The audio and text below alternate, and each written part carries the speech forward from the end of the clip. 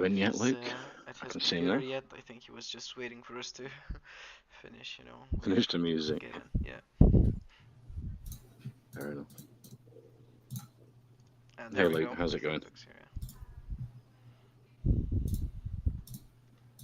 Oh, I don't know whether you've still got your mic on mute. Yeah, I couldn't hear you for a second. How are you doing? Good, good. How are you doing? I'm doing absolutely fantastic. Anytime I get the chance to talk about Fortuna's finance, it's a good time. So I'm very excited. Awesome. It's great to have you tonight, Luke. We'll give it a couple of minutes, let everyone get into the VC. Oh, you're on camera as well. That's great. Yeah, cheers. Just I like to show myself if I can, and this is one of those days. So it's good to be here. Good to be here. Happy to be here. Welcome everybody. Welcome. Okay, so I'll start in about a minute. I'll start the recording, introduce you, and we can go into the Fortuna Finance. Actually, we'll be recording it and streaming it live on YouTube also. So we'll give you a copy of that after the AMA to share with your community and host to our community that couldn't join the call. Perfect, Glenn. Perfect. Yeah, and we'll log chat in a minute here too, guys, and we'll post all the official links and everything for anybody that is not familiar with Fortunas, so you guys can follow along.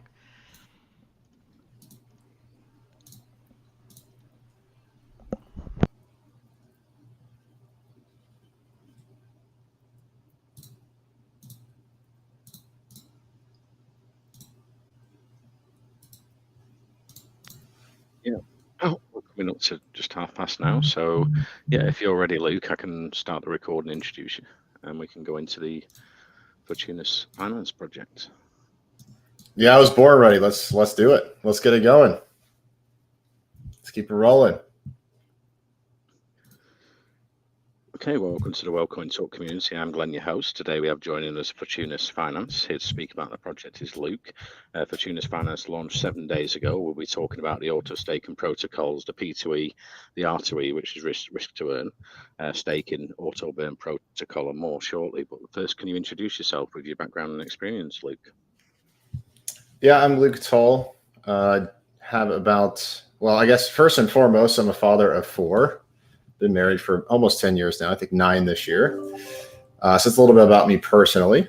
And then, I've had quite a bit of experience in many different spaces. So I've over 12 years of experience in the corporate IT business world. So, in the beginning, I was participating and learning how projects work exactly in the business world. As of late, I've been leading them and, leading the charge on some of these projects in the corporate world.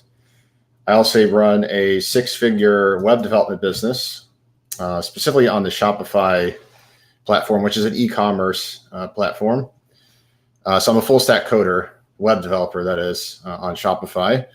And I also run a 7-figure e-commerce business. So this this project was, not exactly completely something I was planning to do, but I got involved in DeFi and about late last year during the bull run, of course, when crypto was very hot. I got involved because I was curious, and that piqued my interest. I was a part of a ton of different types of projects. Basically, every type of project I was on it. So like Rebase, node projects, risk to earn, play to earn. I did all of those.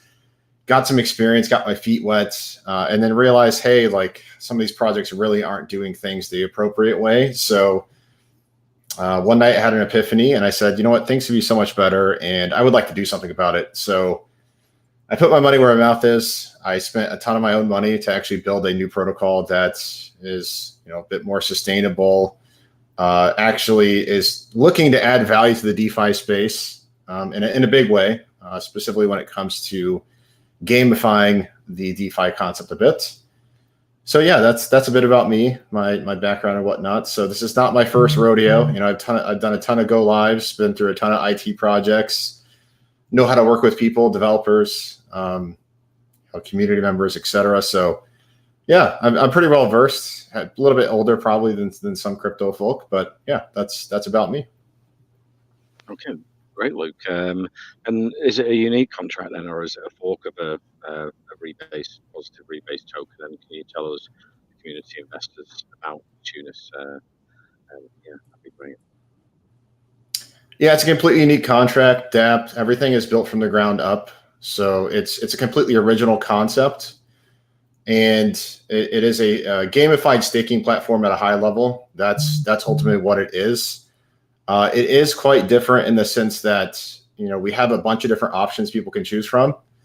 So we have some passive options that allow you to collect rewards. We do have some more active options that require you to be a bit more involved. So ultimately, it is quite different. Meaning, on a single wallet, you can actually be participating in like 6 different options at once. And that's a bit of a fun of it. It's based on Roman history.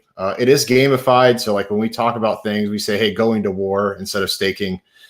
We like to kind of go back and travel in time to Roman history and act like we're fighting against some of the hardest Roman enemies, for instance.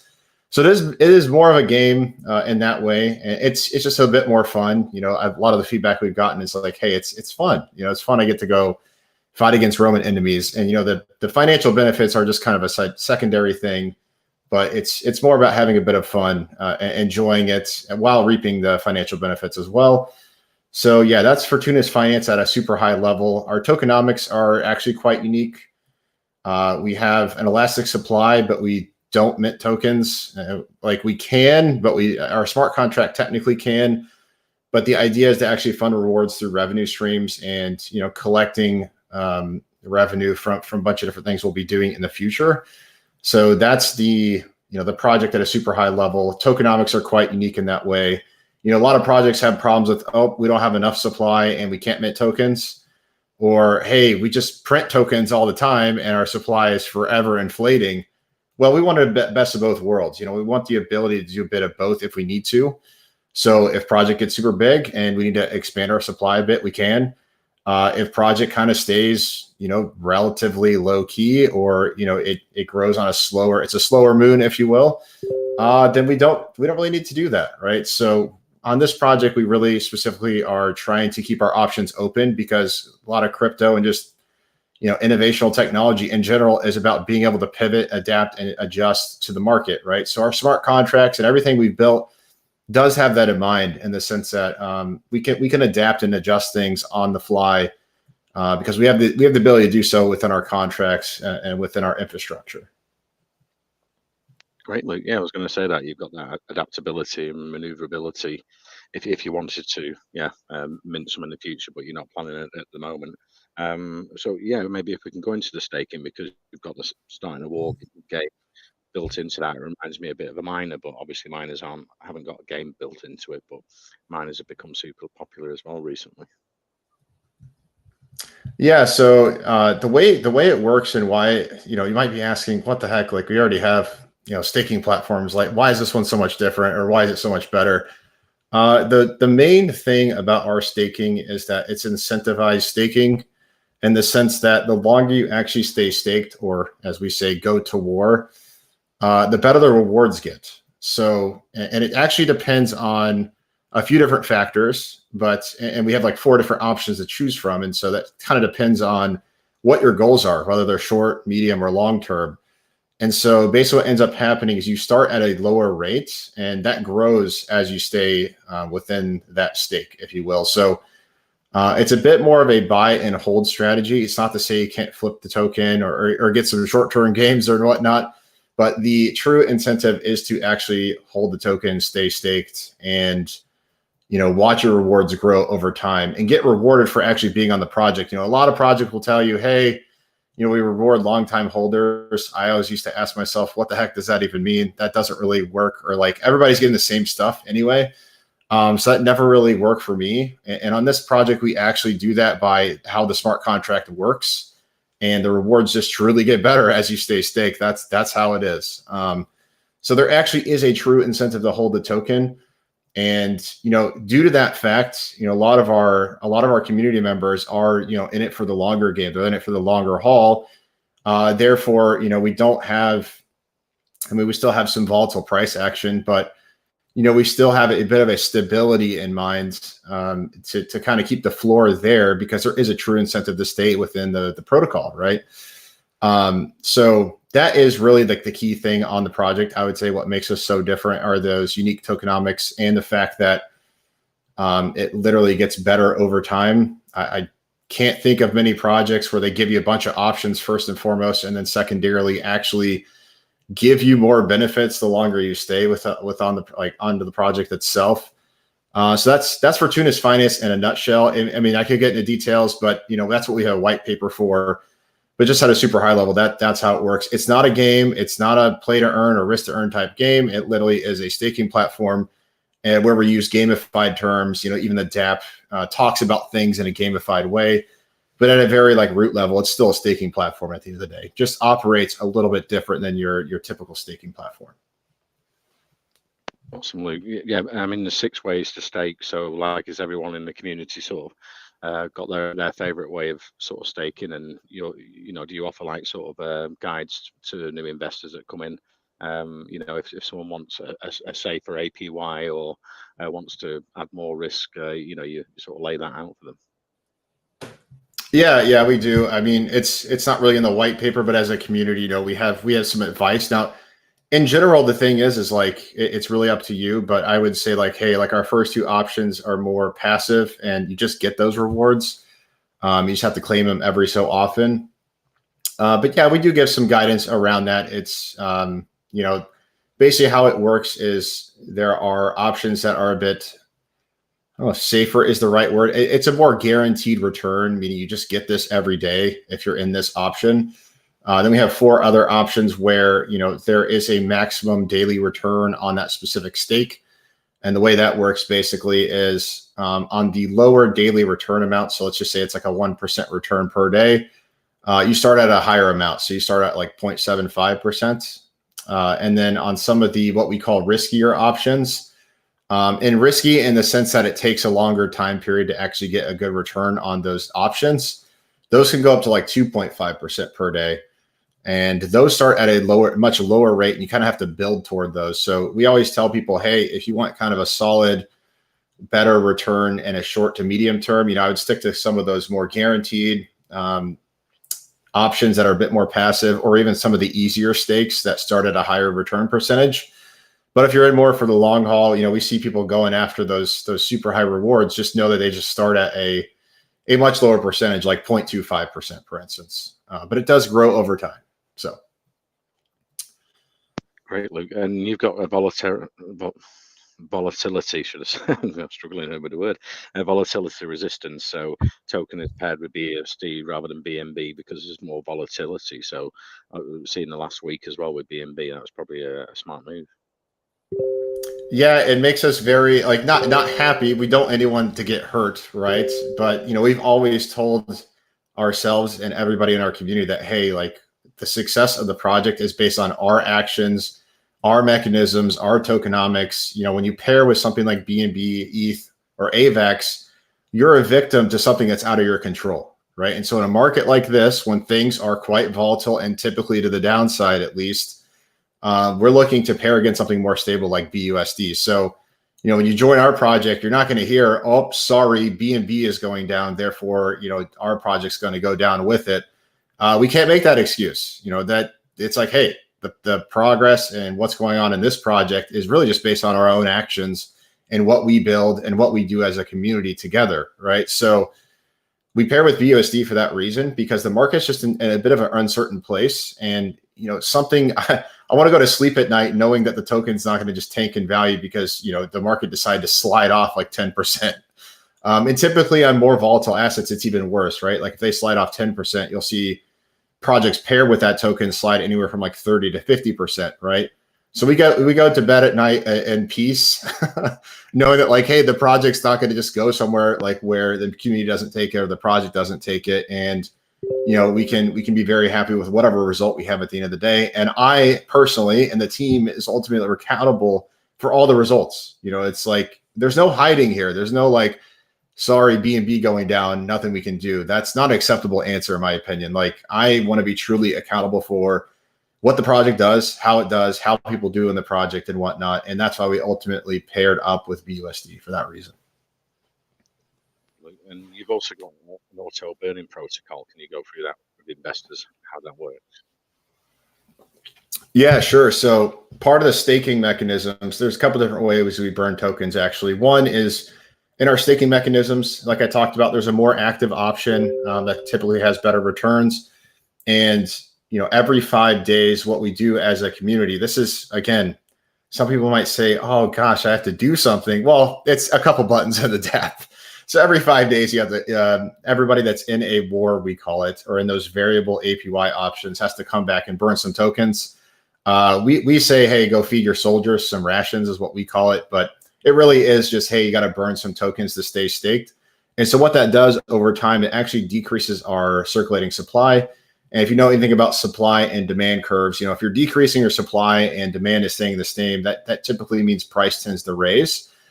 So part of being staked in the program and getting those better rewards is also burning tokens at the same time. So that is a bit of a unique, actually not a bit of unique. I don't think there's any other project that does anything like that, by the way.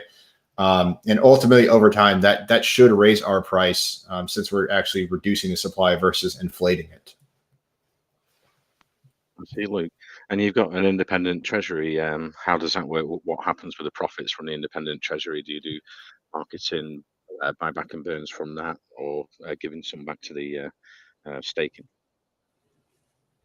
Yeah, I mean, we do a little bit of buybacks. That's not our primary strategy, but we have, in the beginning here to stabilize things. We've done a little bit of that, but primarily it's going to be used for exposure, marketing, getting the word out to other communities, and actually building more things. Like this is just like the first innovation for Fortunas Finance. It's awesome. It's an amazing foundation. I feel like that people that get in now are going to benefit pretty well from it. But ultimately, we don't want to stop building things, right? Because at the end of the day, I like to make the example of, if you invest in a company like Coca-Cola or some big company, they typically have two different things they're doing. One, they're working on short-term things, and then secondarily, they're typically working on longer-term things. Now, when you're in a young crypto project or company, you typically want to build out more features along the same lines of what you've already built, kind of just incrementally build off what you already have. So you build things, every quarter or so, basically, and you actually build on top of what you've already have in your ecosystem. That is our primary strategy, is to continue to build things that generate revenue for people that are already within the ecosystem, and to create more gamified features. Like our next thing we're creating is head-to-head battles. It's going to be more of like a UI-based type strategy game. But again, it's not going to be a play to earn game. It really is just going to be like a UI based type thing. If you think about it, back in the day when video games were created, I remember this because I'm a little older, I think, but they used to have like games where you actually you type things that actually execute things in the game. So what we're looking to do, a lot of projects make this mistake where they say, hey, we're going to build something, but hold on, it's going to take us 12 months. Well, after a while, the hype kind of dies out. We actually care about results, and we want to produce things for people that are on the project. So we're looking to incrementally build things and to keep people excited that are already within the protocol, and also get others outside of the protocol saying, wow, you know what? Like when Fortunas Finance says they're going to do something, they do it. They execute. Like we already have utility built into our ecosystem for that reason, because again, we're all about value and value creation, because ultimately, I mean, you can hype up a project as much as you want. You can have it as many green candles as much as you want on a project, but ultimately, at the end of the day, what your true token value is what the company is truly worth. That typically comes back to what are they actually adding value to the world, into the marketplace. So anything we're doing is going to be incrementally upgrading kind of what we currently have. And then, eventually if we get bigger, we'll go for something pie in the sky, but we're not going to make this mistake as a lot of other projects where it's like, oh, we're going to build this crazy big thing. And then like 6 months later, it's like, hey, what's going on? Where's the product? Nobody knows. And the project just dies. Right. So, we're looking to actually execute things on a regular basis here versus just give empty promises that never come true. I think you launched on one of our great partners, GemPad's Launchpad. And what in the first week since you've launched the community and the team? Yeah, I mean, so we have a fully staffed development team that I've hired out. They're called Keko Inc. They've been very, very responsive, actually, and fixing a few of the things in the beginning. Just like any launch, things happen. We have to adjust some of the UI, tweaking some of the UI things and whatnot. This is very commonplace. So we've been very solid. We've had some peaks and valleys, just like any project, but we're looking to build on from that, right? So we actually launched off the Wizard Launchpad, and that was a great experience. We actually are part of a group of projects called the Alliance of Forge, and so what is cool about that is they've been in the space a bit longer than we have. They can give us advice. They can help us go the right direction, if you will. So that it's been a very good experience so far. The community has been awesome. They've been backing up behind us, saying it's okay, Luke. There's a few UI issues. We just love we love the staking mechanisms. We love the bit of the gamified nature of it, and they've been enjoying it. They've been having fun, and it's playing out exactly like we said it would, basically from a white paper standpoint. And so it's good to see it come to life and actually be able to start building towards a bigger thing than we currently have. Awesome. So Gempad did the KYC, I've mistaken there, and Spywolf did the audit as well, so that's great. And what's the marketing plans going forward? How are you, apart from the AMAs, how are you looking to get the Fortunas Finance project out there to investors? Yeah, we're looking to get listed on CoinGecko and CMC. That's definitely a primary goal of ours at the moment, just because that's going to give you visibility on the project. I think a lot of people know that. So that's definitely one avenue. Just getting into other communities, right? Getting us exposure in other communities is definitely a way that we're trying to get exposure to the project as well. Just because your standard marketing practices typically don't work as well in the crypto space. So like what we're looking to do is just build relationships with a lot of the bigger channels.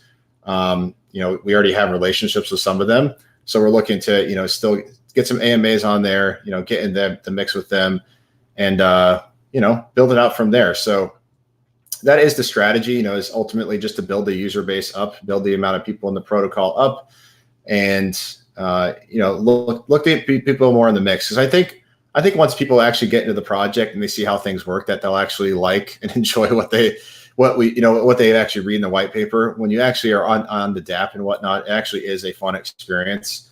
It's cool to go fight against Roman enemies and whatnot. So the idea is to gain exposure through AMAs, other similar type of communities, and then eventually looking to tap into the gaming community overall, because I feel like that market is way bigger than the DeFi space. And unlike other projects in the space, we actually have the ability to go and reach out to them because we are gamified in nature. So that is where we're looking to actually expand and get a lot bigger, and it's through the gaming communities. I think that's a big opportunity for us. And, again, a lot of projects don't have this option, right? And we built a gamified staking platform for a reason. And so that's where we're looking to go to next.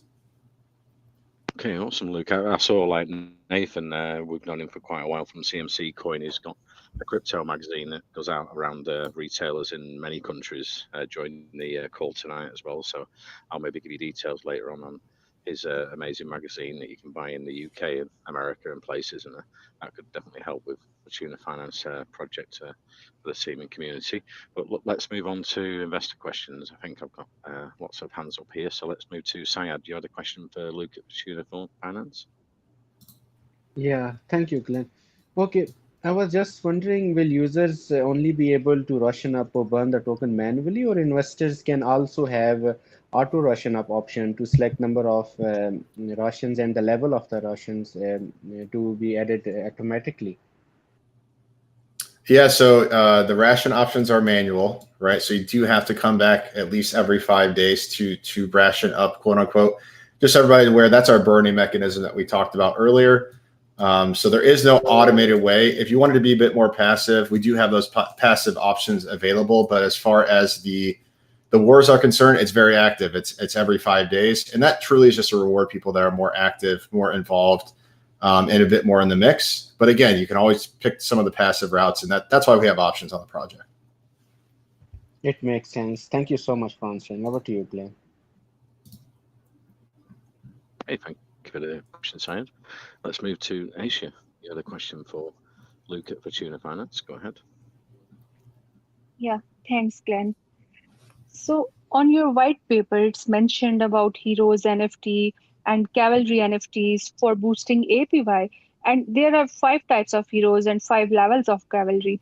I want to know, will Honor of Heroes and Cavalry NFT get APY boost in all the staking pools he's staking in, or one has to get separate Heroes and Cavalry NFT for each staking pool they are staking their tokens in? Yeah, it's for each staking pool. So each staking pool, just so everybody's aware, we do have NFTs. Again, I did mention utility. This is one of them. So you'll have to get one for each of the staking options. So if you had if you were in 4 of the wars, you would need like 4 different heroes and 4 different cavalry. You get one of each per war, so you can add a hero and a cavalry to each war, but not more than that. And once they're in that specific war, the smart contract is basically singles them off into that staking option. So you'd need to get other heroes and cavalry for the other wars. Understood. Thank you. Thank you for answering. Yeah, great question. That was a very detailed question. Very impressive. You must have been reading the white paper a bit. Thank you. Awesome. Thank you very much, Aisha. Let's see. Western Beast, you had a question for Luke at Fortunas Finance. Go ahead.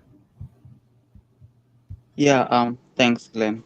I do have, I think, 2 questions. My first is that you actually made mention of the fact that you'll be reaching out to other gaming communities or other GameFi related projects. Now, how about, say I develop a GameFi where you actually use a game, and say I wanted to use your tokens as, say, the reward that you can use to make purchases in my game. Would you be agreeing to that kind of partnership? I am open to a lot of different things. You can DM me afterwards and we can talk about it. How about that? I'm not going to say no because you never know what can happen, right? So yeah, we can talk about it. No problem. Just DM me after the call. All right. So my last question is on the fact about this staking methodology. Now I'm seeing that it's related to how do I put it? The Fortnite tokens are the soldiers, and you can choose how you like to allocate the soldiers. And then I can see that the description that there are different categories, the ones in the wallet, which are the troops in castle. Now, the highest, you made mention of the fact that there is a high probability to earn a larger amount, but there's still a higher probability to lose those tokens that you've staked. How would you explain this and connect it in relation to the gaming and the staking? Yeah, so just really quick on you're talking about the wars, which is our variable APY option. So just where we're clear, you can't lose your originally staked amount. So basically what happens in these wars or these variable APY staking options is there is a small battle that occurs every 30 minutes and you basically have a chance to win. And it is random. It's based off a lot of different blockchain variables. You have a chance to win or lose those rewards. And based on the opponent or the staking option that you've selected, that rate is different. On some options, it's like 75% chance to win. On other options, it's like 10% chance to win. So that is the thing that actually truly gets better over time is as you stay staked in that option, your winning percentage of those rewards goes upward. And so that's how that works. So there isn't a risk of losing anything in your originally staked amount. There is a chance to lose rewards every 30 minutes. And again, that depends on the war that you're within. I get it. Thanks, Luke. I'm wishing your project the best and I hope it stays bullish moonward. Over to you, Glenn. For the questions, Western Beast, let's move to Dennis. You had a question for Luke at Fortuna Finance. Go ahead. Yeah, thank you so much, Ken. Okay, Luke, as there are various strategies that people can set to get a better ROI, I think some people don't want to put themselves in all this mess of making a strategy that best suits them. So, yeah, is it possible for them or these kind of people to review the profiles of people who are getting better ROI with their strategies and they want to just follow their tracks? So will it be possible for them to track someone else's strategies automatically? Yeah, I mean it might be kind of hard to track that actually. Well, you could probably track it through the blockchain by looking at some of the top users, some of the top wallets under our token. That would be one way of doing it. You could definitely do that. We currently don't publish those statistics, but I will say is our community is very educated, if you will. A lot of people in the system today know it very well. So if you weren't really sure what to do, you could always prompt a question, and it really comes down to your goals, right? But if you're looking to like carbon copy somebody else's strategy, you can do that. You can keep it super basic as well. You don't have to get very complicated. I know a lot of people on the project when they first started out, hey, I'm just gonna like fight a few wars and kind of just see how things work basically before I get too crazy. So that's another strategy as well. But I'm sure if you came into our, Telegram or Discord, for instance, that people, they would help lead you to the right answer for your specific wants, needs, whether those are short, medium, or long term. That's what I would say is like, if you're really like curious, definitely join up our Telegram or Discord and just ask a bit, and the team or even people on the project will help walk you through that. Okay, great. Thank you so much for answering my question, Luke. Yep, no problem. And yeah, just to be clear, if someone's out there thinking, gosh, I have to develop this crazy strategy, like, don't really have to do that. That's actually the beauty of the system. It's like, I mean, even if you go with like the easiest variable APY option, the returns are very good, so it's like you can keep it as basic or complex. We do have spreadsheets and examples on the website or on the white paper, specifically under it's a category called War Example. I think that is a very good thing. And then we also have an educational YouTube series where I walk through the different options and the DApp and a bunch of different things about our project. So all that content's out there. It exists. It doesn't need to be created. We already have that in place as well, just so everybody is aware.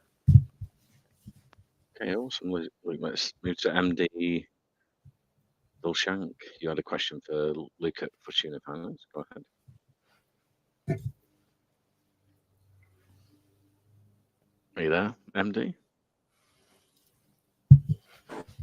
No, let's move to Mr. C.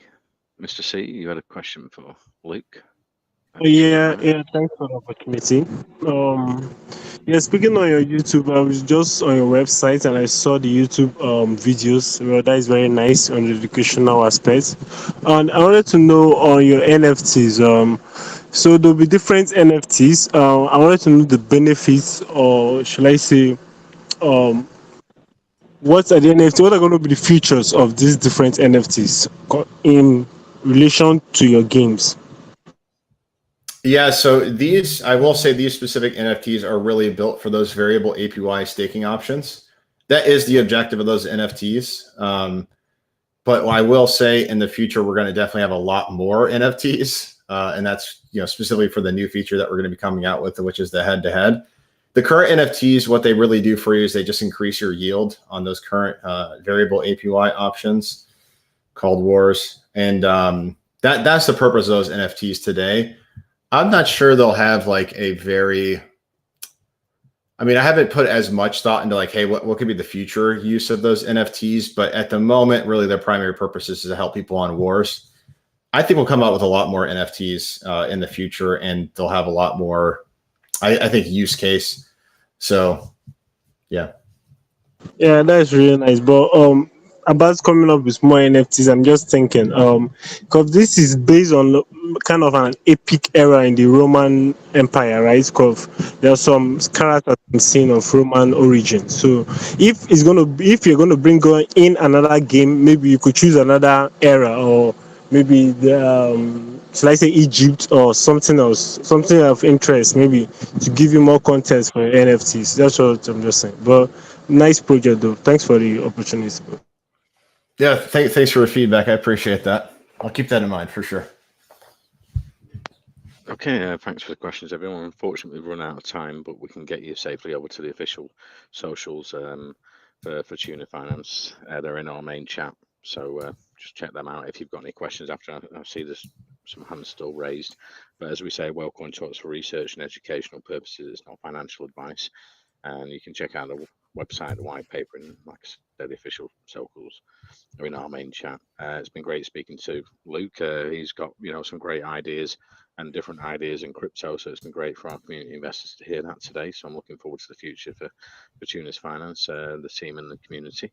I think we've got spin the wheel for 2 lucky winners that joined the call today as well, $50 each. I think actually it'll be. Yeah, and really, really quick, Glenn, before we jump off, I will say we'll be holding another VC in our Telegram. So if you're looking to win more stuff, you can join our Telegram after the call. We'll be holding a voice chat as well. just so it's clear. Awesome. Good luck to everybody out there. But yeah, Luke, if there's anything we've missed and you want to finish on, you're welcome to give us a recap or finish on anything you like. I think we pretty much covered it. I think the pairing with BSD is a big thing. I think the fact that our protocol actually calls for people to hold is another. Because again, a lot of protocols say this, but it doesn't really play out that way based on their smart contract mechanics.